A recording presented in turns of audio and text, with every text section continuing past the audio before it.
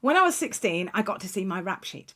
That's everything that social services, the police, teachers, social workers, everything they'd written about me in one place. This was a while back. It was before computers. So I was in a airless, windowless room in a social services office, and on the table in front of me, a table that had had marks screwed in it like the old tables at school, had been poured all these papers, notes that had been taken, A4 sheets off clipboards from people I didn't know, making decisions about which foster home I would go to next, or whether I was deemed good enough to stay, or whether I should be moved on, or whether I should be excluded, or whether just all these notes, this noise in front of me. And because I've been in and out of foster care, and I didn't really have, my parents abused me, so I didn't have a family. There's no history. There's no photos of me before I'm 16. There's no, only the stuff that I've kept, the things that I've kept. So I stand at the table looking at these papers, and as I'm looking at them, I can see words jumping out at me. And every word is like a slap across the face. And I start shaking my head. Not angrily, just refusing. No, that's not my story. No, that will not be my past is not a script for my future. This will not be my future. And it was because of the words that I saw. Words like disadvantaged, vulnerable, challenging behaviour. None of these things are wrong. They're all correct. But it's just the way that... Like when I was teaching, I didn't write down any words that I wouldn't be prepared to say to the face of a 5-year-old, or stick on a t-shirt and make them wear. So I'm not going to say, Samir, seeing as you're vulnerable and disadvantaged, put this on and go and sit on yellow table. It doesn't sit right with me. The term vulnerable, I was more resilient at 8 years old than most of the adults in my life were ever going to get the opportunity to experience. So vulnerable is not an accurate description of me. My resilience meant that I got to school. I didn't get an extra 2 marks in a geography exam, but I turned up. I fought. So vulnerable is kind of an insult.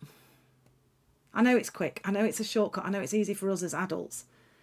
But it's not very encouraging, is it? Somebody was talking to me and said, we've set up a group. I wonder if you can help us. We've set it up. There's lots of free stuff. There's food bank. There's resources. And none of the families are coming.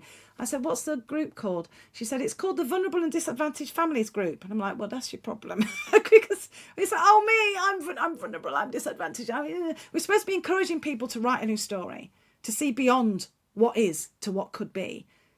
Disadvantaged, it just upsets me because that's my community.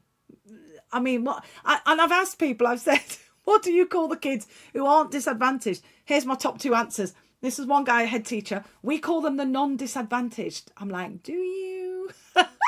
Another one, a CEO, he said, we call them the normal ones. I'm like, this is important. Our words are important, yeah, because it sticks. It's like Velcro. We own it. I think probably the worst one for me, just on disadvantaged, I use the term under-resourced. This child is from an under-resourced community. That means it's got nothing to do with a child who just happened to be born there and now lives there. That's it. That's their entire being is they're in this space and it is under-resourced. That's it. Ample resource community, under-resourced community.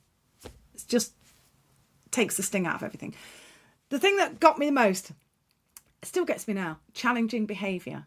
I remember seeing those words and wanting to punch someone, which probably proves their point. But here's the thing. Challenging behaviour implies that I'm lying awake at night thinking of ways to annoy you the next day. I'm not. I'm lying awake at night scared of my stepdad's hand being on that door and him coming in to abuse me again. I'm lying awake at night thinking how I'm going to eat when I get to school the next day. I'm lying awake at night worrying how to protect my brothers and my sister from the beatings when my alcoholic parents come back late at night. I'm lying awake at night trying to find a way to get back to the only place I feel safe, my school. I am not lying awake at night thinking, how can I piss you off? That's not what's going on. The correct sentence is, I find, as an adult, I find this child's behaviour challenging, followed by, and I will do everything to fight for their highest good because I'm going to look at what's behind the front and I'm never going to give up. If I find a child's behaviour challenging, that means I can do something about it. If a child has challenging behaviour, it's nothing to do with me. I've got to manage it in some way. Words are important. I'm not trying... I don't want to beat anyone up for it. I've turned up at conferences to speak and it's been, vulnerable children conference. And I don't want to diss anyone for it. I just want to encourage us to try and think what it's like on the other side of us. And on the other side of those words, and on the other side of that pep, and on the other side of that little note that you've written to remind yourself. You know, the government and the administration have to reduce kids to data, to numbers and figures and socioeconomic backgrounds. But we, educators, everyday heroes in education, the adults in school, you see names, you see faces, you get to be the tracing paper stopping the guff from coming through. What you do literally transforms lives. And I know that because I should be dead. I should be lost in a world of exploitation, in prison, on drugs. And I'd have done all those things. I was heading for it, and I'm a high achiever. And I've done none of those things. And it's because of 5 of you. Go check my TEDx talk. It'll tell you how and why. The language you use is important, whether you're describing yourself or someone else. Let's try and find a way of being better. We're doing our highest and best, but there is always higher and better.